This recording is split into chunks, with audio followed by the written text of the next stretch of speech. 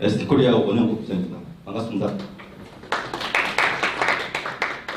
오늘 제목을 ST에서 준비한 게 Sensing Leading IoT Revolution이라고 해놨습니다. 일단 센서는 이제 기본적인 IoT 노드에 들어가는 이제 제품이다 보니까요. 저 ST에서는 가장 포커싱하는 제품 중에 하나가 이제 센서입니다. 그래서 IoT 잘 알고 계시는 부분인데요. IoT 이제 저희 이제 반도체 쪽에서 볼 때는 크게 세 가지 필드를 보고 있습니다. 하나는 이제 스마트 띵스. 그래서 보통 저희들이 갖고 있는 스마트폰이라든가 웨어러블, 밴드 이런 것들 다 이제 스마트 띵스라고 보는데요. 거기서 이제 점점 이제 개수가 많이 늘어나고 있죠. 그런 것들 뒤에서 보시면은 수량이 얼마나 되는지도 볼 수 있고요. 스마트 홈하고 시티는 기존에는 좀 분리했었는데 이제는 홈하고 시티는 이제 같은 하나로 좀 세션으로 나눠놨습니다. 홈하고 시티 쪽에도 많은 IoT 노드들이 들어가는데 그런 부분에도 당연히 이제 센서가 가장 기본적인 기능을 좀 갖고 있습니다. 그런 부분을 보여드릴 거고요. 그 다음에 스마트 인더스트리, 잘 아시는 요즘에 스마트 인더스트리 4.0 이런 식으로 얘기 나오는 게 이제 앞으로는 이제 4차 산업혁명은 여기서부터 시작한다고 해서 이제 자동화가 되는 거죠. 그런 자동화에서도 사실 센서 쪽이 가장 메인 기능을 하게 될 거로 지금 예상하고 있습니다. 그럼 이렇게 많은 IoT 제품 중에서 이제 스마트 띵즈를 보시면은 센서가 하나씩 다 들어갈 거라고 보고 있는데요. 하나 이상 이미 지금 가지고 계신 스마트폰이라든가 웨어러블 밴드, 와치 여기에도 지금 여러 개의 센서가 다 들어가 있습니다. 그러니까 센서들을 계속 활용하고 있는데 지금 조사에 보시면은 2019년에는 IoT 노드가 붙는 커넥션 되는 게 350억 개가 됩니다. 사실 지금도 이 스마트폰들을 다 하나씩 갖고 계시기 때문에 수량은 굉장히 커요.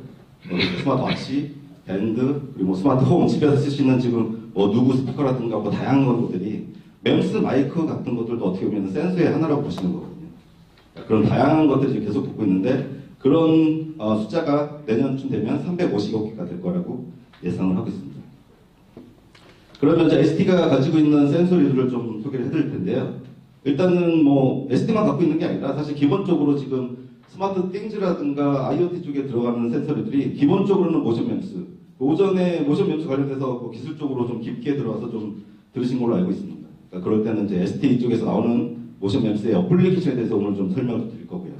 그리고 환경 센서, 온도, 습도 센서, 대기압 센서, 다양한 미세먼지 센서 이런 것들도 있는데 저희 ST가 준비한 센서하고 그리고 TOF 센서. TOF 센서는 조금 생소할 수도 있을지도 모르겠는데요. 타임 오브 플라이트라는 센서입니다. 얘는 이제 시간을 재는데 어떤 시간을 재냐면 빛의 속도를 재요. 그래서 근접 센싱이긴 하지만 빛의 속도를 재서 거리를 측정합니다. 그런 부분을 뒤에서 좀 더 자세하게 설명을 드리도록 할게요. 그래서 크게 저희 ST가 가지고 있는 센서를 두 개로 나눈다면은 모션 램스, 그러니까 램스 센서 하나하고 보여드렸던 TOF 센서 두 종류로 좀 설명을 드릴 거고요. 지금부터 이제 모션 램스 쪽을 좀 보여드릴게요.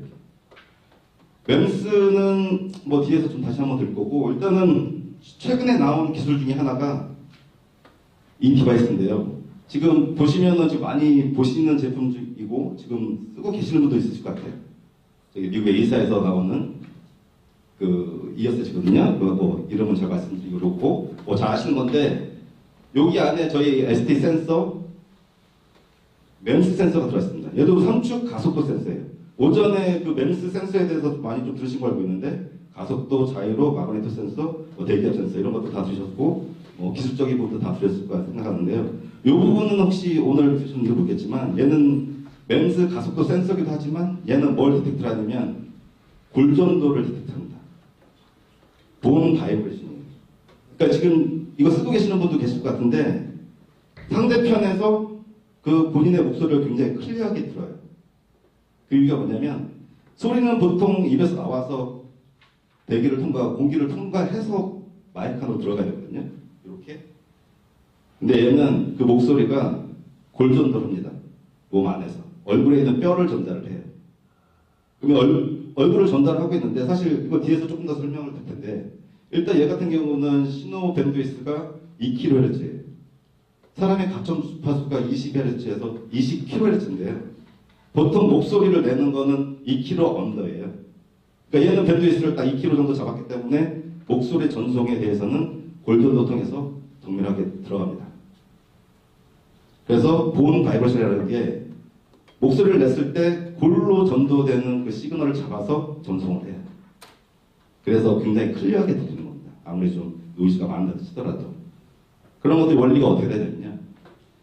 그러니까 목소리를 냈을 때 밖에서 나오는 소리, 외부 노이즈 소리 다 봤습니다. 얘는 마이크가 있어요. 밖에도. 램스 마이크가 달려있고요. 안에 아까 그 골전도 디텍트하는 램스 3축 가속 센서 같이 있어요. 그래서 외부에서 듣는 소리, 내 목소리를 램스 마이크가 듣습니다. 그러니까 뭐 좀 조용한 데에서 이렇게 얘기할 때는 굉장히 뭐 클리어하게 잘 들리겠죠. 뭐 공기중을 통해도. 근데 시끄러운 데에서, 뭐 교차로 같은 데에서 아니면 디스코텍 이런 데서도요. 내가 얘기를 하잖아요. 아무리 음악 소리가 빡빡 들려도 살살 얘기해도 상대편한테 굉장히 클리어하게 들려요. 그게 바로 이 기술, 이 램스 때문에 그렇습니다. 외부 노이즈와 말하는 거는 같이 들어요. 마이크에서. 그리고 내가 얘기하는 거는 골전도를 통해서 3축 가속도 센서가 받습니다. 그 시그널을. 그러니까 두 개를 필터링을 하죠. 두 가지를. 그러면 여기서 들어오는 로우 프리퀀시를 잡는 거예요. 아까 말씀드렸듯이 가청 주파수는 20kHz지만 대화하는 목소리는 2kHz 정도이기 때문에 여기 거만 밴드 패스 필터를 잡고요. 위에 거는 노이즈로 알려버리는 겁니다. 그리고 보내면은 하이 퀄리티 보이스가 나가는 거예요. 그러니까 아무리 주변이 시끄럽다 치더라도 굉장히 좀 어떻게 보면은 좀 의아한 거죠. 옆에는 엄청 시끄럽게 떠드는데 내가 크게 말을 안 해도 마이크가 여기 있거든요.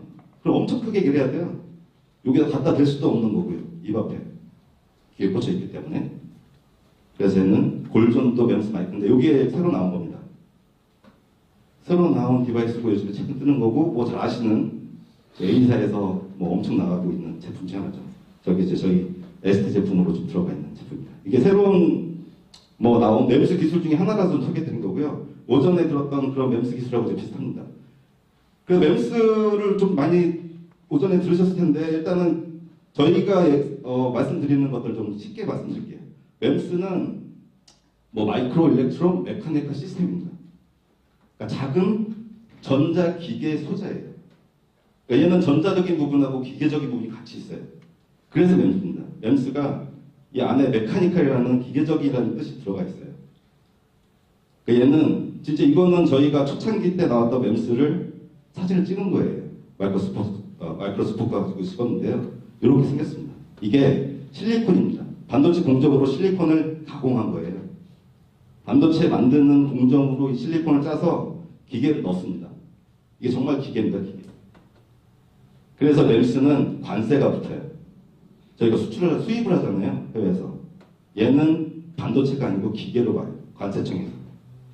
이 사이즈가 정말 작습니다. 반도체에 들어가 있는 게 웬만한 다른 뭐 MCU 뭐 다른 칩보다도 2mm, 2mm 높이가 0.8이에요. 정말 그 작은 거를 그 안에 기계가 들어가 있다고 이 메카니컬이라는 단어가 들어가 있어서 관세청에서는 8% 관세를 붙입니다. 지금 좀 내려갔어요. 4%로. 그러니까 얘를 수출하잖아요. 관세 한금도 받습니다. 이건 기계로 보고 있어요. 관세청에서. 램스가 들어가 있는 모든 제품들은 다 기계로 보고 있습니다. 그게 램스입니다. 이렇게 보이는 거고 뭐 기술적인 부분은 오전에 많이 들으셔서 뭐 그런 부분은 좀 건너뛰도록 하겠습니다. 그러면 램스 프로덕트 중에 뭐 오전에도 많이 들었을 텐데 가장 많이 나가는 제품들만 좀 보여드리는 거예요. 예, OIS 자이로라고 해서 이거 뭐 오전에 들으셨겠지만 후방 카메라에 손떨림 방지 자이로 가지고 이축 자이로 가지고 손떨림 방지용을 하는 거고요. 이거 뭐 폰마다 다 들어가 있는 거예요 지금. 그리고 6축 센서, 이너셜 모듈이라고 부릅니다. 이너셜 모듈이라는 거는 3축 가속도 3축 자이로를 합쳐서 이너셜 모듈이라고 해요. 그것도 오전에 들으셨을 것 같은데 주로 플래그십 모델, 스마트폰의 플래그십에는 다 6축이 들어가 있습니다. 6축 센서가. 9축이 들어가 있는 게 아니고요. 6축이 들어가 있어요. 그 이유는 조금 더 설명드릴게요. 그 다음에 이제 3축 가속도 센서, 뭐 웨어러블이라든가 뭐 스마트워치, 요즘에 스마트워치도 6축이 들어가 있어요. 요즘에 기본적인 밴드 같은 것들은 다 이제 피도미터, 만보기 기능 뭐 이런 것들을 위해서는 이제 3축 가속도 센서 들어가기 때문에 이게 들어가고요. 그 다음에 얘는 이제 대기압 센서. 기압 센서인데 얘는 힘의 기압이 아니고 대기압을 측정하는 센서입니다. 그래서 그 다음에 이제 하나 더 드릴게요. 이제 마그네토미터. 얘 같은 경우는 엑셀러미터하고 마그네토미터를 두 개를 같이 넣어가지고 이컴퍼스라고 부르는 제품이거든요. 이컴퍼스. 가속도 선축, 마그네토 선축이 들어가면 이컴퍼스라고 하고요. 아까 얘기한 그런 가속도 선축하고 자유로 선축이 들어가면 이너셜 모듈이라고 부릅니다. 인컴파스 같은 경우하고 요거하고 다 틀린데요. 지금 스마트폰에 들어가 있는 거는 이렇게 들어가 있어요. 그래서 10축 그러는 게 뭐냐면 가속도, 자유로, 마그네토 333 그리고 이 대기압 센서 1을 넣어서 10축이라고 합니다. 그러니까 10축 센서가 들어가 있다. 주로 이제 플래그십 같은 경우는 그렇게 들어가 있거든요. 그런 용도로 보이는 거고요. 뭐 가속도, 자유로, 마그네토는 뭐 오전에 다 들으셨을 거라서 설명하고요. 이 대기압 센서도 좀 들으셨을 것 같은데 일단 저희가 대기압 센서를 처음에 만든 거는 저희 SD가 처음 이제 준비해서 나온 제품인데요. S사 제품에는 플래그십에는 저게 다 들어가 있어요. 100%. 근데 지금 활용도가 조금 낮습니다. 처음에 들어갔을 때는 인도 내비 때문에 안 들었어요. 그러니까 오늘 지금 온 이제 DMC 중소기 빌딩이 왔으면 내 1층에서 3층 여기 오고자 하면은 여기에 만약에 인도 맵이 있다면 내 폰 가지고 내가 어떻게 가는지를 얘가 내비게이션을 해줘요. GPS 신호가 없이. GPS 신호가 없이 가속도, 자유로, 마그네토, 대기압 센서로 하는 건데요. 이 대기압 센서를 뭘 해주냐면은 층간을 구별해줍니다. GPS 신호는 층간 구별이 안 돼요. GPS 신호는 대기밖에 안 되거든요. 바깥에 나갔을 밖에. 이 빌딩 안에서 층 구별해주고 움직이게 해주는 거는 이 센서들이 하는 겁니다. 그래서 모션 맵스예요. 맵스의 종류에는 모션 맵스가 있고 대기압 맵스가 있고 다 간격이 있는데 일단은 맵스는 외부의 움직임의 변화를 디텍트하는 걸 맵스라고 합니다. 그 기계적인 부분이 그걸 디텍트하는 거죠. 일반 반도체는 할 수 없기 때문에. 그래서 이 10축이 들어간 거는 인도 내비에 특화되어 있어서요. 그래서 사실 S사에서는 인도 맵이 나중에 활성화 잘 될 거다. 그러니까 인도 내비게이션을 위해서 다 넣었는데요. 근데 지금 사실 인도 내비가 활성화도 안 됐지만 이 층급이라는 게 이 대기압 센서보다도 와이파이를 많이 했어요. 트라이앵글 포인터를 썼기 때문에 지금 얘 같은 경우는 처음보다는 오차도 굉장히 좋아졌습니다. 처음에는 이 한 층이 지금 3m 정도 되기 때문에 제가 오차가 뭐 그렇게 크진 않습니다. 일반 처음에 나왔을 때 60cm 정도 됐어요. 60에서 80cm 정도의 오차가 있었어요. 근데 지금은 10cm 언더가 됐습니다. 지금은 계단도 구별해요. 저 대기압 센서, 기압 차이. 그래서 저는 내가 스텝 카운팅을 할 때 만보기를 평상시 만보 걷는 거랑 등산할 때 만보 걷는 거랑 계단 만보 걷는 거랑 칼로리가 틀려요. 칼로리 소비가. 저게 있어야지 정밀한 칼로리 소비를 하는 겁니다. 어플리케이션이 저렇게 들어가는 거예요. 내가 평상시 만보 걷는 건데 뭐 1000칼로리 썼는데 등산할 때 1000칼로리 이건 말이 안 되잖아요. 등산할 때 내려갈 때 엘리베이터 탔는지도 이게 파악할 수 있어요. 말씀드렸듯이 오차 범위가 80cm 언더이기 때문에 계단도 올라가는지를 확인할 수 있습니다. 칼로리를 저걸로 알고리즘 짜면은 정말 정밀하게 들어오는 게 저것 때문에 그런 겁니다. 그래서 뭐 다른 것들은 뭐 잘 아시는 걸 것 같고 대기압 센서가 어떻게 쓰는지를 좀 말씀드린 거고요. 그래서 이 맵스 센서들의 어떤 기능을 가지고 어떤 키포인트를 가지고 맵스를 활용해야 되는지 어떤 어플리케이션을 넣으셔야 되는지를 하나씩 좀 보여드리도록 할게요. 일단 어플리케이션은 다양하게 많죠. 지금 말씀드렸던 컨슈머 제품의 IoT 웨어러블 다양하게 있고요. 오토모티브 제품 다양하게 있죠. 당연히 여기 이 내비게이션에 들어갑니다. 오토모티브 내비게이션 쪽에 들어가는데 내비게이션에는 왜 저 센서가 들어가냐면 데드 레코닝이라는 기능이 있어요. 그거는 이제 빌딩 숲이라든가 빌딩 숲 같은 경우 저기 GPS를 다 신호를 받아야 되는데 GPS를 못 받는 거죠. 높은 빌딩 사이에 들어가게 되면 그 신호를 공기 중에 떠 있는 GPS를 그 빌딩이 가려가지고 못 받습니다. 그리고 아니면 터널 같은 부분, 아니면 지하로 내려갔을 때, 빌딩 지하로 내려갔을 때는 그 GPS 신호가 없어지는 거죠. 그때 그거를 보정하는 거를 이 램스 센서들이 하는 건데요. 그런 기능을 이제 데드 레코닝이라고 합니다.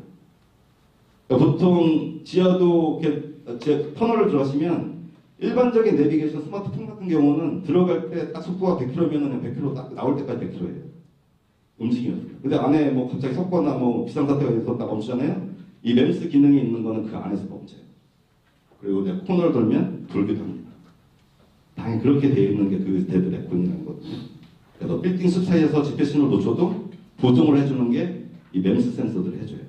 그런 것들이 데드 레코닝 기능 때문에 들어가 있는 거고 그래서 오토모티브에 들어가 있습니다. 당연히 에어백 같은 경우는 뭐 충격에 의해서 뭐 켜줘야 되니까 그런 부분이고요. 그리고 요즘에는 브레이크 시스템에도 들어가 있습니다. 서스펜션 같은 경우도 진동, 뭐 아까 그 손떨림 방지용처럼 이제 같이 흔들어주는 거죠. 그러면은 바닥은 흔들지만 내 의자는 뭐 멈춰 있는 것 같은 느낌. 그런 것들에 이제 램스가 들어가 있어요. 오토모티브 쪽에 많이 들어가 있는 거고요. 메디컬 쪽에도 들어가 있는 게요. 이게 실제 제 심장 각동기입니다. 사람 몸속 안에 넣어야 돼요. 몸속 안에. 몸속 안에 넣을 수 있는 램스 센서는 얘 같은 경우는 좀 퀄리티도 되게 좀 높고요. 저는 좀 인증받기 좀 어렵습니다만 ST가 갖고 있는 제품이고요. 이렇게 메디컬 안에도 몸속 안에도 집어넣을 수 있는 램스도 있습니다. 당연히 뭐 인더스트리얼 로봇 관련된 부분, 뭐 모터 진동 측정하는 부분, 뭐 에셋 트래킹하는 부분, 인더스트리 쪽에도 많이 좀 들어가 있죠. 그러니까 이런 거 할 때 어떤 기능들이 필요하신지를 보면은 일단 제로 오프셋이라는 기능이 있어요. 얘는 0점이에요, 0점. 0점을 잘 맞춰야 되는 거죠. 그러니까 0점이 틀어져 버리면 기울기가 당연히 안 될 거고요. 그 다음에 뭐 다양하게 지금 NT 데프트 알람 같은 경우는 스마트 홈 같은 경우에 문에다가 이제 창문에다 달아놓는 거예요. 그 노드를.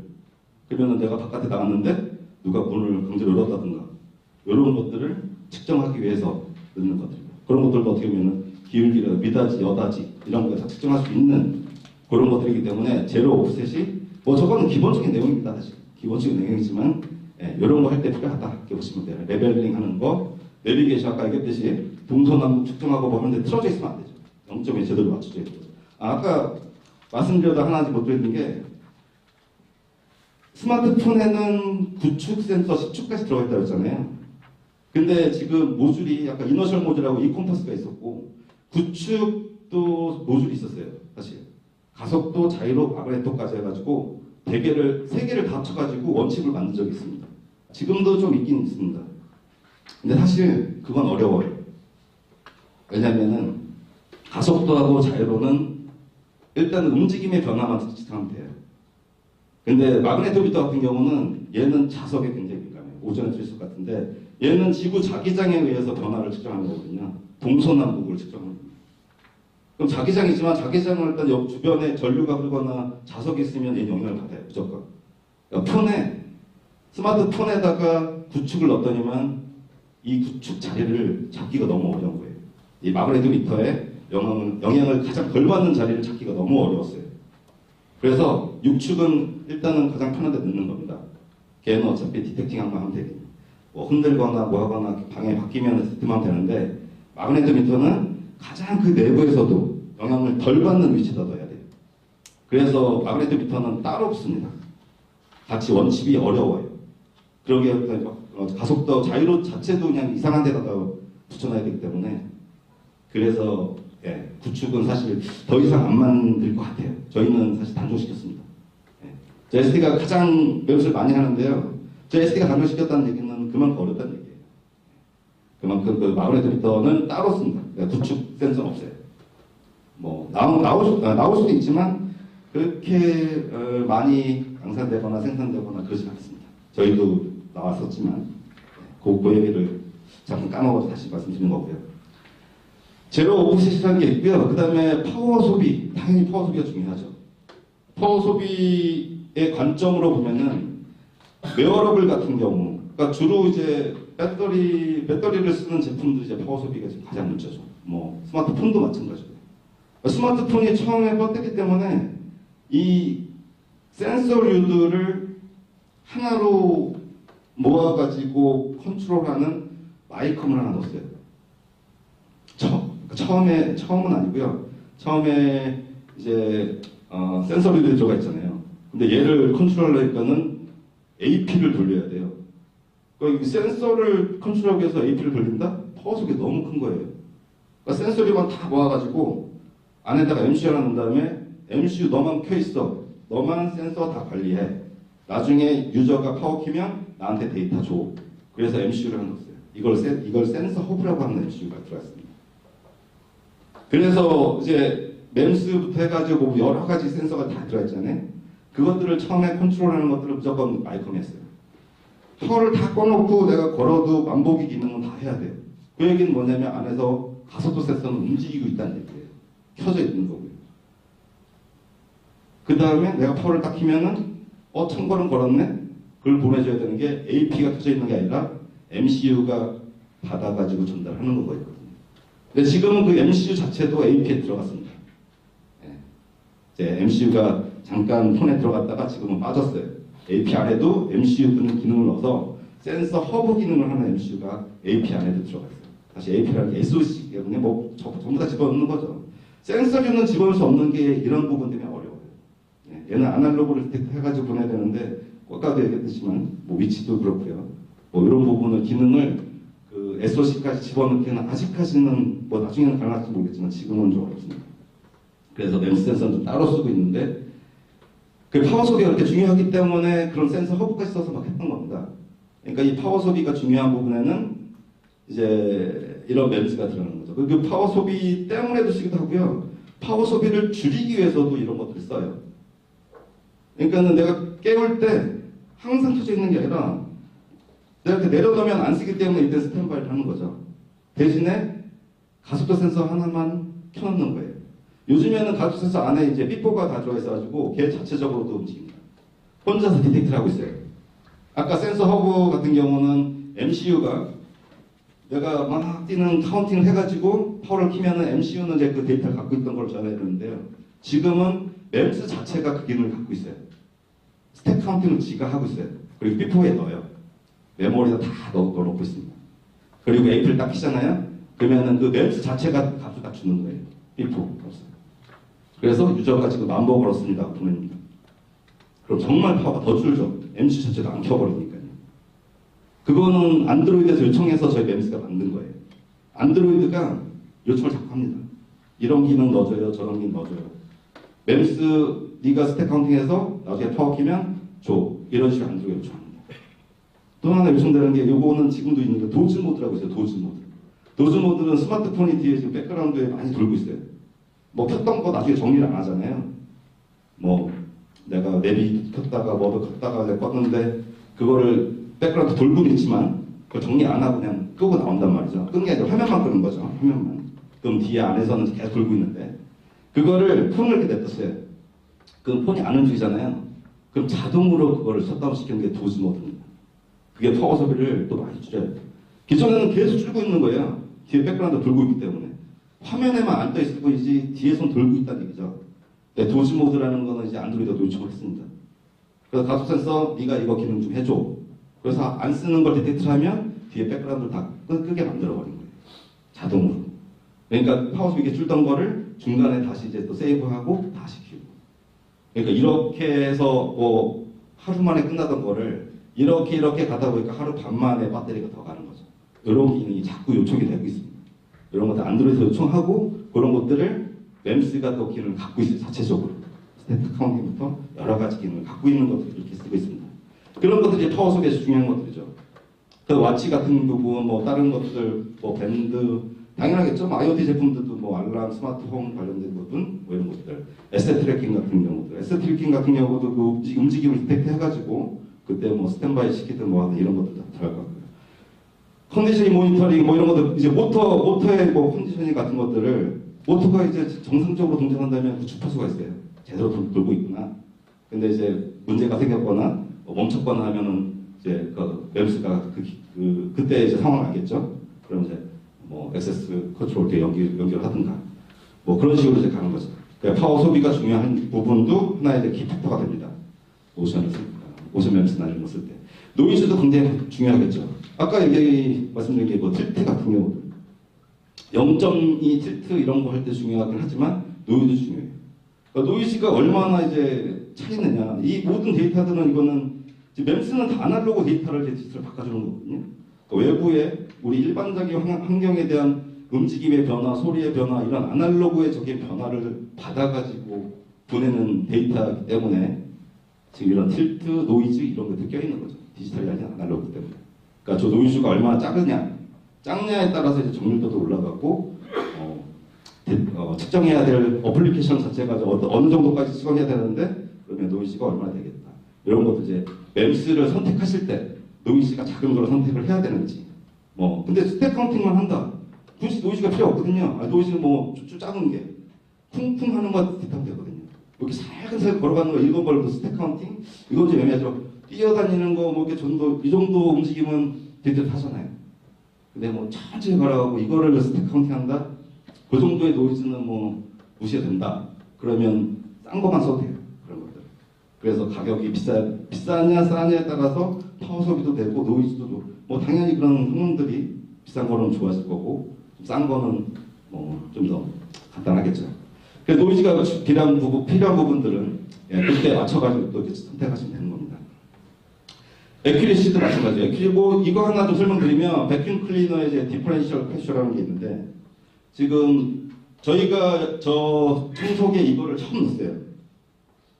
청소기에 저걸 처음 넣었는데 저게 처음에 집어넣은 건 어디였냐면은 그 이불 청소기를 일본에 좀 많이 나가는 제품. 일본 같은 경우는 이건 좀 여담이었는데 호텔 같은 데에서는 호텔 방마다 그 이불 청소기가 있어요. 이불 청소기. 그 이름을 제가 까먹었는데요. 이불 청소기 이렇게 동그랗게 생겨서 일반 청소기처럼 안 생겼고 이불 청소기 같은 게 있습니다. 이렇게. 근데 일본 같은 경우는 좀 개인적인 프라이버시 뭐 그런 건지 모르겠지만 호텔마다 아니면 자기 방마다 저기 다 있대요. 엄청 팔려요. 1초에 한 대씩 팔리는 게 있습니다. 1초에 팔려요. 땡캅인가 뭐 있는 것 같아요. 근데 거기에 이 프레셔 센서가 들어가 있는 게요. 필터가 안 막히고 앞에가 이불이 극세사다 보니까 앞에가 막혀버리는 거예요. 근데 얘는 알람을 주는 게 필터 막혔다고 자꾸 막 그러는 거죠. 그래서 그렇게 들어간 게 에러가 계속 나다 보니까 앞에 쪽, 입구 쪽하고 필터 쪽에다가 대기압 센서를 넣었어요. 정말 필터가 꽉 찬 건지 앞에가 막힌 건지를 그게 파악했습니다. 그 다음부터 청소기가 들어가는데요. 지금 다 그거 있잖아요. 거기에도 저희 다 들어있습니다. 지금 그 많이 나가는 비싼 그 다 땡땡 거 있잖아요. 거기부터 해서 국내는 L사부터 해서 뭐 다 들어가 있습니다. 그러니까 저런 것들이 그런 거 하나 딱 잡아가지고 집어넣었더니만 어플리케이션 나오는 겁니다. 그러니까 어플리케이션은 찾으면 많이 이런 센서리는 계속 진행되고 있는 거고요. 이 센서리들 워터 레벨 이런 것들도 FC가 중요하지만 이 워터 레벨이 뭐냐면요. 이 드럼 세탁기 같은 경우는 물의 양을 정해요. 조금 하는데 그냥 물 이만큼 돌려가지고 할 수 없잖아요. 조금 넣을 때 물의 양이 정하는데 그런 것들을 이런 대기압 센서가 물의 양도 측정합니다. 그렇게 측정해서 FC를 넣는 거죠. 메디칼 같은 경우는 당연하겠지만 메디칼 쪽에는 아직 사실 들어가지는 않았어요. 메디칼 쪽은 정말 좀 정밀도가 너무 중요한 부분이기 때문에 가능성이 있다는 얘기죠. 그러면 지금 말씀드렸던 게 모션 맴스 센서들이 대부분입니다. 거기에 지금 맴스 마이크라는 게 하나 더 있는데 그 부분은 사실 뭐 뒤에서 다른 부분 요걸 대해서 설명해 드릴게요. 그래서 센서류들을 측정하실 때 이거는 사실 ST 이벨션 보드예요. 잠깐 설명드리고 그리고 이제 다른 거에 설명드릴게요. 얘 같은 경우는 아까 얘기 드렸던 가속도, 자유로, 마그네토 그리고 온도, 습도, 대기압 센서. 그래서 10축에다가 온도, 습도까지 들어가 있는 센서 보드입니다. MCU 보드랑 같이 연결하시면은 그 센서들을 다 하나에 테스트할 수 있게 해놓은 겁니다. 저희가 이제 확장 보드라고 해서 이런 것들 만들어놨고요. 그 다음에 센서 타일이라고 해서 저희 ST의 센서류들 그리고 MCU도 하나 들어가 있고요. 얘는 커넥티비티가 있어요. 블루투스 로우 에너지로 통신합니다. 스마트폰하고 연동해서 테스트할 수 있게 돼 있어요. 얘 같은 경우는 뒤에다 배터리도 연결해가지고 되게 작습니다. 양펠 사이즈 보시면은 뭐 사이즈가 얼마나 보시죠? 12mm, 12mm, 예. 그 정도 되는 사이즈에 뭐 MC부터 해서 다 들어가 있습니다. 맴스 마이크 하나 들어가 있어서 웬만한 기능들은 다 할 수 있는. 맴스가 가지고 있는 기능들은 다 들어가 있다고 보시면 돼요. 이거 하나. 그 다음에 오늘 좀 특별히 또 설명드릴게요. 블루 코인이라고 해서요. 이 코인이라는 뜻이 이게 동전만 해요. 500원짜리 동전보다 조금 작은 것 같습니다. 저 사이즈가. 여기 안에도 지금 요거랑 비슷한 맴스들이 다 들어가 있고요. 얘 같은 경우는 탑면에 지금 맴스 마이크가 4개까지 들어가 있어요. 저게 좀 특별한 기능을 하기 때문에 좀 보여드릴 거고요. 바텀면에는 뭐 말씀드렸던 맵스 센서들이 다 들어가 있습니다. 그런 거 다 들어가 있고 당연히 MCU부터 뭐 차저부터 해가지고 뭐 그리고 블루투스 로우 에너지 통신을 하고요. 그래서 스마트폰하고 연동하고 있는데 탑면에다가 저희가 맵스 마이크 4개를 넣어서 좀 특별한 기능을 하게 좀 만들어놨어요. 그러니까 이런 거 같은 경우는 웬만한 IoT 제품들도 갖고 있는 기능보다 더한 걸 좀 할 수 있게 보드 자체가요. 그게 뭐냐면요. 맵스 마이크 4개를 넣어서요. 여러 가지 기능을 하게 놨는데 일단은 크게 보여드리면은 소스 로컬라이제이션이라는 게 있습니다. 소스 로컬라이제이션은 뭐냐면 뭐냐면 사람의 이제 목소리, 이제 소리가 어디서 들어오는지를 얘가 디텍터를 해요. 360도 이제 방향이 있지 않습니까? 이렇게 360도 방향이 있는데 내가 얘기를 하면 이렇게 들어가잖아요. 이쪽에서. 그러면은 이 램스 마이크 4개를 가지고 내가 얘기하는 방향을 디텍트합니다. 그걸 어떻게 하냐면요. 소리의 속도가 1초에 340m를 가요. 그거를 이 간격이 있잖아요. 이 간격이 진짜 작거든요. 아까 보여드려서 잠깐 다시 한번 보시면 이게 지금 25mm예요. 25cm, 그러니까 25mm, 2.5cm밖에 안 되는 원 안에 그러면 이게 1cm도 안 되는 것 같습니다. 저 사각형 원이 1cm, 1cm 뭐 해서 1cm도 안 되는 사각형 원이죠. 1cm도 안 되는 사각형 원에 지금 램스 마이크 들어가는 입구가 이렇게 되기 때문에 제가 보기에는 한 5mm 정도 떨어졌을 것 같긴 한데요. 저 5mm 간격의 목소리 시간차를 제가 구별하는 거예요. 시간차. 내 목소리가 여기서 들어가고 여기서 들어가고 이렇게 들어가고 이렇게 들어가는 거 4가지의 램스가 내 목소리의 시간차를 디텍트 해가지고요. 내 목소리가 어디서 들어오는지를 파악합니다. 이 4군데만 파악하는 게 아니라 360도를 파악해요. 360도를. 정말 미세하게 잡아가지고. 그러니까 그 사람의 소리가 1초에 340m 간다는 걸 가지고 계산을 해서 내 목소리가 어디서 들어오는지를 파악하는 게 그게 바로 소스 로컬리제이션입니다. 내 목소리가 어디서 들어오는지를 파악을 할 수 있고요. 그 다음에 빔폼이라는 게 있어요. 이게 보이스 빔폼이라고도 부르는데요. 우리가 얘기하는 뭐 빔폼이 이런 게 아니고 얘는 이제 보이스 쪽에서 얘기하는 빔폼입니다. 그러면 어느 쪽 방향을 사운드 소스 로컬리제이션 했으면 이쪽 부분만 받아들이는 거예요. 녹음을. 얘만 켜놓는 거죠. 나머지는 캔슬을 합니다. 캔슬하는 게 아니라 다 받습니다. 다 받는 거죠. 캔슬하는 게 다 켜놓는 게 아니라 다 켜놓는 거예요. 켜놓고 받는 거는 이 램스 마이크가 받고요. 나머지 이 3개는 받아요. 걔도. 받는데 그거는 노이즈로 죽여버리는 거예요. 캔슬링. 노이즈 캔슬링을 하는 거예요. 그게 빔폼이에요. 내 목소리를 받아서 내 목소리를 디텍트해서 그쪽만 받고 나머지는 캔슬링 하는 거. 이게 액티브 노이즈 캔슬링 합니다. 액티브 노이즈 캔슬링 하거든요. 그러니까 그런 기능을 요 간단한 요 조그만 보드가 그걸 다 합니다. 그리고 저희가 이런 것들은 소스 코드는 아니고요. 라이브러리를 제공해드려요. FAC 통해서 이런 거 관련된 하드웨어, 소프트웨어 관련된 건 다 전달해드립니다. 좀 특별한 기능이기 때문에 뭐 센서 중에서 좀 하나 좀 설명드린 거고요. 여기까지가 지금 램스 쪽 관련된 부분 좀 설명을 드렸습니다. 그러면 이제 TOF 센서를 이제 설명을 좀 드리도록 할게요. TOF 센서는 저희가 TOF 센서도 마찬가지로 SD가 좀 처음 만들었어요. 처음 만들어서 지금 거의 한 10년째 지금 하고 있는데 요즘에 이제 컴퓨터들도 많이 좀 생기고 합니다. 그래서 지금 보면은 이제 플라이 센서라는 거는 ST가 갖고 있는 트레이드 마크예요. 저희가 처음에 만들었기 때문에. 보통 다른 데서는 이제 TOF라고 다 하실 거예요. 타임 오브 플라이시죠. 방금 앞에 말씀드렸던 거는 저기 그 블루콘 같은 경우는 그 사람의 소리, 그러니까 소리가 1초에 340m 가는 걸 디텍트하잖아요. 얘 같은 경우는 빛의 속도를 측정합니다. 정말 엄청난 거죠. 플라이 센서. 자, 보시면은 일단 먼저 얘는 제스처를 할 수 있어요. 제스처라는 게 근접 센서가 있고 없고만 하면 제스처가 안 돼요. 얘를 디텍트를 하는 게 거리를 구별할 수 있기 때문에 제스처가 됩니다. 싱글 탭, 더블 탭, 뭐 싱글 스와이프, 더블 스와이프 보시면은 지금 이 뎁스를 볼 수가 있다는 얘기입니다. 뎁스를.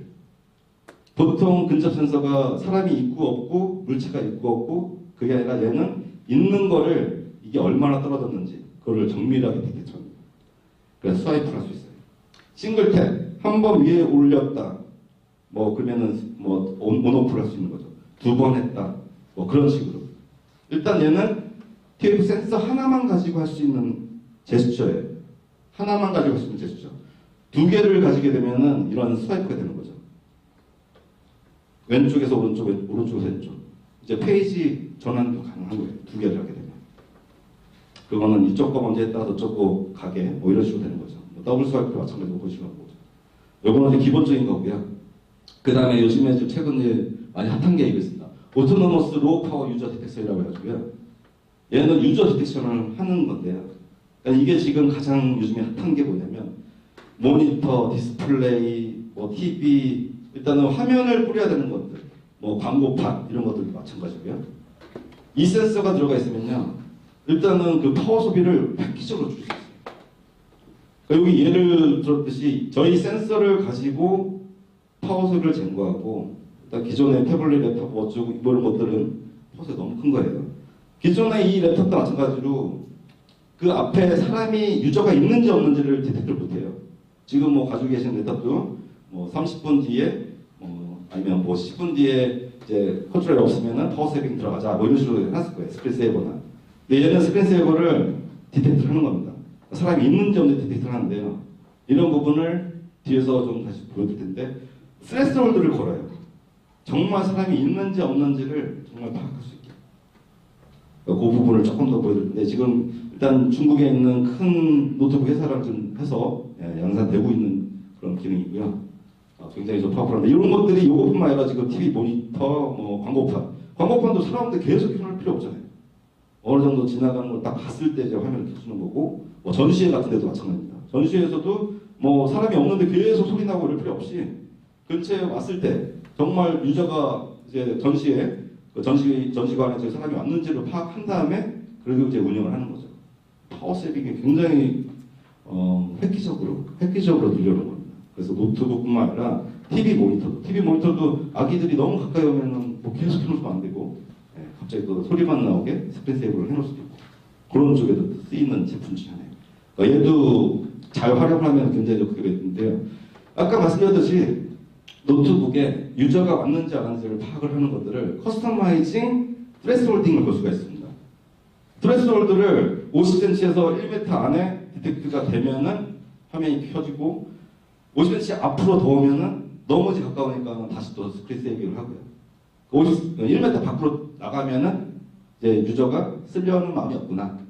그런 것들을 커스터마이징을 할 수가 있어요. 여러 가지 방법을. 그래서 인터럽트 뭐 하이 트레스홀드를 넣어가지고 뭐 1m 바깥에 있을 때는 인터럽트를 거는데 들어오면 화면 켜지고, 그리고 노 타겟일 때도 할 수도 있고 안 할 수도 있고, 이거는 뭐 어쨌든 그러니까 노 타겟일 때는 뭐 이 뒤에 거는 사실 좀 의미가 없고 없는 건 아니고요. 이런 것들은 이제 옵션을 거는 게 나름이고요. 그 다음에 로우, 이것도 얘기했듯이 아까 아기들이 뭐 태블릿 같은 거 너무 가까이 보면은 화면을 이제 꺼버리는 거죠. 너무 가까이 보시고. 그런 것들, 트레스홀드 걸어놓을 수 있고. 아니면 말씀드렸듯이 노트북에 50cm, 1m 이렇게 잡아가지고 가까이 들어오면 꺼지고 멀어져도 꺼지고. 이런 식으로 이 안에 들어왔을 때만. 요랬을 때 그 배터리, 노트북 배터리 가는 게 기존 거에 비해서 두세 배가 안 됩니다. 두세 배가. 같은 용량으로. 그러니까 정말 대단한 그 기능 중에 하나가 좀 들어가는데, 요 하나 좀 간단한 어플리케이션 하나 넣으세요. 그래서 지금 보여드렸던 내용들을 보시면은 아까 얘는 빛의 속도를 측정한다고 했잖아요. 빛의 속도를 측정한다는 게 정말 저희는 이제 에미터에서 포톤을 쏩니다. 빛을 쏴요, 빛을. 저 빛은 IR입니다, IR. 적외선인데 기존의 그냥 IR 센서하고는 틀린 게 저희는 IR을 모아서 써요. 모아서 쏘기 때문에 저게 레이저입니다. 그러니까 빛을 모으면 레이저예요. 그냥 빛을 방출하는 게 아니라 기존의 근접 센서는 그냥 IR을 방출해서 그 포톤이 들어오는 양만 디텍트 해가지고 있네 없네 이렇게만 하는 건데요. 저희는 빛을 모아서 쏴서 갔다가 맞아서 센서 쪽에 들어오는 포톤의 양을 재고요. 양하고 갔다 오는 시간을 잽니다.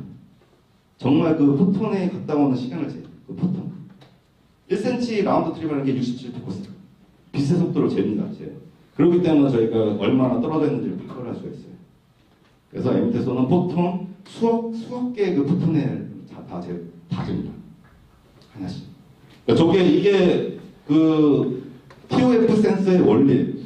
그러니까 모든 TOF는 다 이렇게 돼 있어요. 그러니까 기존의 IR 센서도 비슷하긴 하지만 걔는 모아서 쏘는 건 아니고 그냥 반사되는 포톤의 양만 재는데 저희는 시간을 재는 거기 때문에 TOF는 타임 오브 플라이트라고 해가지고 그 날아가는 그 시간을 측정한다 그거거든요. 그러니까 TOF 센서는 모든 원리가 다 이렇습니다.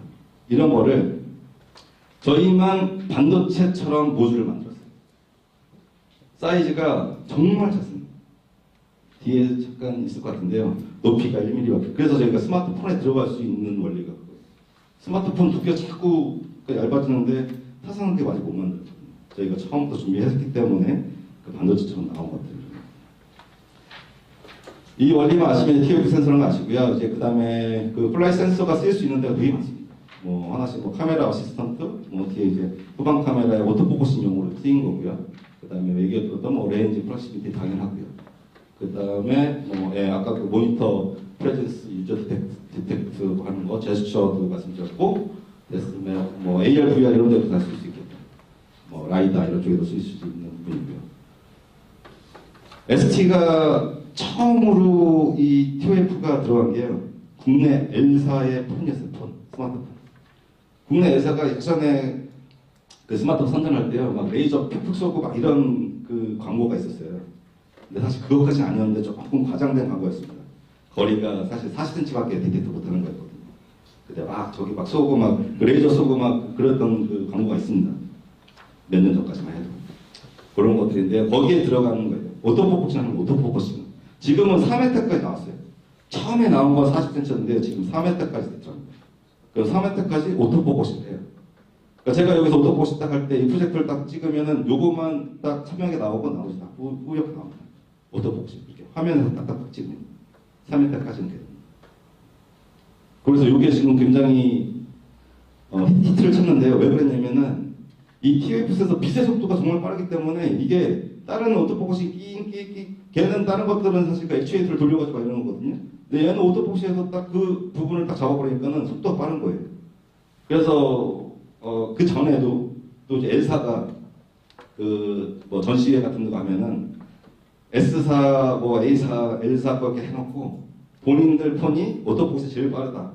그걸 이제 쫙또 비교 뭐 선전하고 이런 것들도 있습니다.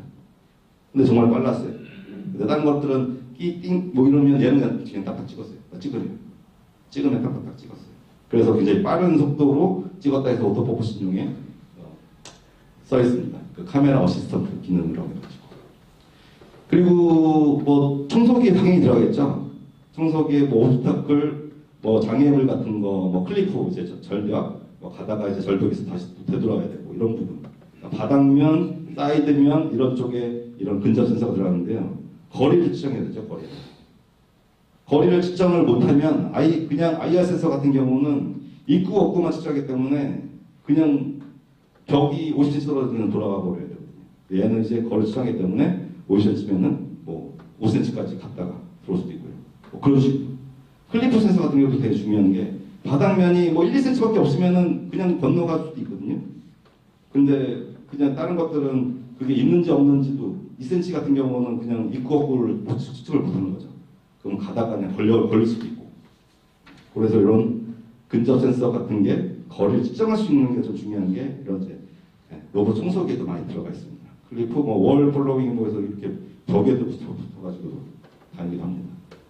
그 다음에 말씀드렸던 이제 아기들 뭐해서 프레스홀더를 넣어가지고 너무 가까이 하면은 스크린 세이브 하는 기능 뭐 이런 다양한 기능도 있고요.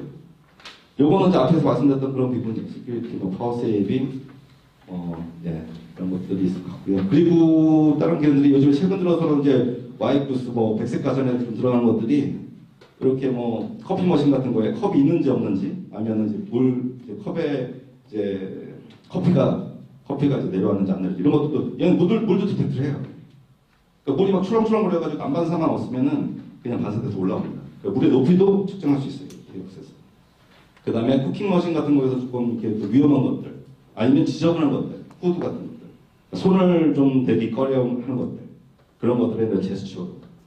이거는 중국에 있는 한 업체에서 한 겁니다. ST 센서를 넣어가지고 근처에 가서 손을 대면 이렇게 뚜껑이 열리거나 이렇게 하면 뚜껑이 자동 열려요. 이거는 저희 L사하고 하고 있습니다. L사하고 해서 근데 물건을 이렇게 많이 두고 가면은 이렇게 근처에서 이렇게 제스처를 하면은 문이 자동으로 열려요. 그런 것들도 가능하게. 이거는 그런 식으로 해서 이렇게 와이구스에서 백색 가전에도 좀 많이 좀 쓰이고 있는 제품이고요. 얘 같은 경우는 뭐 당연히 스피커, 스마트 램프, 뭐 제스처나 이런 걸로 디밍 같은 것도 이제 가능하죠. 볼륨 컨트롤 이런 것들이 원디 제스처 이런 걸로 노터치 하게 돼 있다 하고 보시면 되고 이런 거는 지금 저희가 이거를 파워 소비를 좀 더 획기적이라기 좀 그렇고요. 알고리즘적으로 좀 많이 줄였습니다. 많이 줄여가지고 도어락에도 쓸 수 있어요. 요즘엔 스마트 도어락이 좀 많이 활성되고 있는데 도어락에도 이제는 사람이 근처에 가면은 자동 화면이 이제 불빛이 쫙 들어오면서 번호가 딱 켜져요. 이제. 스마트 도어. 요즘에 최근 도어락도 이제 그런 게 있습니다. 아직도 도어락은 알카라인 배터리를 써요, 뒤에. 예전엔 4개였는데 이제는 조금 많이 넣어서 8개 씁니다. 8개. 8개 쓰는데 도어락 같은 경우는 1년 이상, 1년 반을 써야 돼요. 그 알카라인 배터리를 가지고. 파워 소비가 마찬가지로 되게 중요합니다. 얘처럼 기존에 그냥 들어갔던 거를 계속 넣을 수는 없고요. 쟤도 파워 소비를 그래서 그것 때문에 알고리즘 쪽으로 줄였어요. 알고리즘 쪽으로 줄여가지고 일체에 한 번 디텍트하면서 하면서 이렇게 합니다. 일단 저는 평균적으로 33ms로 측정합니다. 노멀한 스피드로. 네, 그런 것들을 당연히 뭐 ODR, 아웃풋 데이터 레이스 좀 줄여놓으면 파워 소비도 줄고요. 그런 식으로 해서 알고리즘으로 줄여가지고 획기적으로 줄여서 도어락에도 쓰일 수 있게 해놨습니다. 지금 여기 보시면 홍채 인식하는 액세스 컨트롤 같은 게 있어요. 홍채 인식을 하려면은 거리가 또 필요하지 않습니까? 눈의 거리를 이제 측정해야 되는데, 제 같은 경우는 근접 센서가 합니다. 한 가지 더 말씀드릴 게 뒤에 있을 것 같은데요. 네, 뒤에서 보여드릴게요. 그래서 이렇게 액세스 컨트롤 아니면은 뭐 월패드도 이제 손으로 컨트롤하는 게 아니라 딱 가면은 유저가 쓰려고 하는구나 하면 딱 켜지는 거죠. 아까 말씀드렸던 그 유저 디텍션 그런 부분 기능이 들어갈 수 있는 거고요. 그래서 스마트 뭐 스위치 온오프 하는 것도 당연한 기능이고요. 뭐 IoT부터 해서 VR 쪽에 제스처 기능 같은 것들. 그러니까는 터치리스 컨트롤에는 이런 이제 제스처 기능이 들어갈 거다 보시는 거고, 드론에서 얘 같은 경우는 이제 아웃도어 드론인데 아웃도어는 안 됩니다. 빛을 쓰는 모든 센서들은 아웃도어는 안 돼요. IR 센서를 쓴다고 했잖아요. 아웃도어에는 IR 주파수가 무조건 있어요. 당연히 뭐 적외선, 자외선 뭐 전부 모든 주파수가 다 있기 때문에 아웃도어에 가면은 이게 내가 쏜 주파수인지 원래 자연계에 있는 주파수인지 파악이 안 됩니다. 그래서 저희 센서뿐만이 아니라 모든 빛을 쓰는 센서류들은 아웃도어에서는 깡통이 돼버려요. 네. 문제가 있습니다. 당연히 또 햇빛을 다이렉트로 보면 그냥 끝나는 거고요. 걔를 최대한 피한다고 쳐도 디텍션 하는 게 기존에 노멀하게 뭐 1m 측정하는 거는 확 획기적으로 줄어요. 줄거나 아예 못하거나. 일단 이거는 모든 빛을 가지고 쓰는 센서들은 다 동일한. 이 같은 경우도 이제 드론이 아웃도어에서 지금 보여놨는데 이건 안 되고요. 인도어 드론 같은 거 되는 거죠. 인도어 드론. 그래서 뭐 랜딩하고 테이크오프 하는 거, 뭐 띄우거나 뭐 할 때 좀 충격을 방지하거나 이런 것도 가능하고요. 뭐 천장 디텍션 뭐 이런 것들은 가능합니다. 그런 거에도 쓰일 수 있고요. 지금 이게 저희 ST가 가지고 있는 세 가지 이제 첫 번째 1세대, 2세대, 3세대 이렇게 나타내는 건데요. 40cm부터 4m까지 측정하는 센서고요. 이건 가장 좋을 때 좋은 환경에서 그러니까 이런 인도하고 이제 환경도 디텍트하는 게 타겟이 이제 흰색일 때. 그러니까 얘는 반사되는 그것도 되게 중요해요. 그러니까 모든 빛을 쓰는 거는 환경하고 타겟하고 이런 것들 다 굉장히 고려를 많이 해야 됩니다. 저희 것만 아니라 모든 것들이. 그래서 흰색일 때 반사율이 제일 좋잖아요. 그래서 타겟이 흰색일 때 제일 좋고요. 검정색일 때는 빛을 흡수하잖아요. 그럴 때는 에러율보다는 디텍트하는 거리가 줄어들어요. 그런 것들이 있기 때문에 그런 것들은 또 감안해서 하셔야 됩니다. 그러니까 가장 좋을 때 쓸 수 있는 게 업투라는 게 가장 좋다는 얘기죠. 4m까지 디텍트하는 거고요. 그리고 FOB 아까 얘는 화각이 있어요. 빛을 모은다고 했잖아요. 그러니까 필드 오브 뷰가 얘는 25도입니다. 25도로 쏘기 때문에 타겟이 2m 정도 떨어져 있다면은 얘 같은 경우 2m 측정하는 거예요. 2m가 떨어져 있으면 한 90cm의 원이 생겨요. FOB라는 게 빛을 쏘는 각도인데요. 25도로 쏘면 2m면은 1m 좀 안 되는 그런 지름의 원이 되는데요. 타겟이 그 정도 큰 게 좋습니다. 거기에다 놓고 사과 하나 놓고 이제 2m짜리 듣다 합시다. 이거 안 됩니다. 예, 어느 정도 사람이나 물체가 좀 커야지 디텍트를 할 수 있는 거죠. 그러니까 쟤는 아까 포톤의 양을 측정한다 했잖아요. 갔다가 오는 게. 그러면 2m 원을 딱 수정했을 때 전부 다 타겟이 2m면은 1m짜리 원이면은 좋은데 안에 지금 뭐 농구공 같은 걸 하나 넣어놨단 말이에요. 그럼 농구공에서 반사대가 들어오는 게 있고 그 뒤로 가서 반사되는 게 있을 거예요. 그거는 사실 디텍트 못하는 거지만 일단은 뭐 쓰레기까지 주시면 그게 막 들어오는 거죠. 평균을 냅니다. 평균을 내서 2m 앞에 떨어져 있는 농구공이지만 쟤를 2m를 추적 못하고 더 멀거나 아니면 따질 수가 있어요. 그러니까 뭐 사과 같은 거 하나 놓고 디텍트한다 이건 좀 어려운 부분이죠. 그건 정말 그냥 레이저로 쏴야 되는 건데 그렇게 쓰면은 레이저 클래스가 틀려져요. 아까 그 말씀 좀 드리려고 했는데 레이저는 이제 클래스라는 게 있어요. 그래서 얘는 레이저를 쏘기 때문에 사람 눈에다가 붙이면 이게 위험하지 않냐. 그래서 클래스가 있어요. 클래스 1 같은 경우는 인체에 무해하다입니다. 그래서 저희 ST 이 TOEFL 쓰시면 클래스 1을 갖고 있기 때문에 얘를 가공하시지 않으시면은 쓰시는 어플리케이션도 클래스 1이에요.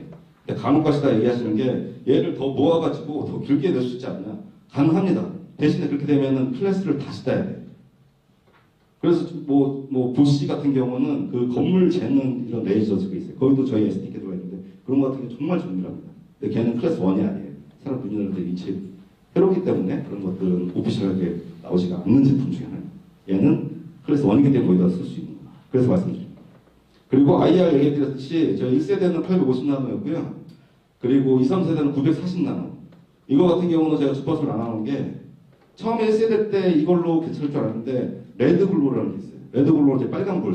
이게 지금 화면에 빨간불이 생기잖아요. 이런 것들이 레드글로우거든요. 그러니까 저런 것들 눈에다 놓으면 이제 좀 안 좋지 않냐. 850나노, IR 850나노 쓰니까 저게 살짝 보이는 거예요. 카메라 뒤에서. 카메라 뒤에서 지금 오토포커싱 하는 거예요. 인체 무해는 하지만 뭐 유저 입장에서는 좀 안 좋아 보이는 겁니다. 그래서 제가 주파수도 바꿨습니다. 바꿨는데 오히려 바꿔놨는데 저게 또 주파수 저기 레드 글로우도 없어지면서 또 노이즈에도 좀 더 좋아졌어요. 그래서 잘 쓰고 있는 제품 중에 하나입니다. 뭐 그런 식으로까지 보시면 돼요. 그래서 저희 제품 이렇게 3개 있다. 그리고 이런 것들 저희 이제 이뮬레이션 보드 이런 것들에 홈페이지나 이런 데 오시면은 다 쓸 수 있게 되고요. 네, 여기까지 해서 ST 일단 크게 뭐 다양한 모습 멤버하고 TOF 센서에 대해서 설명을 좀 드렸습니다.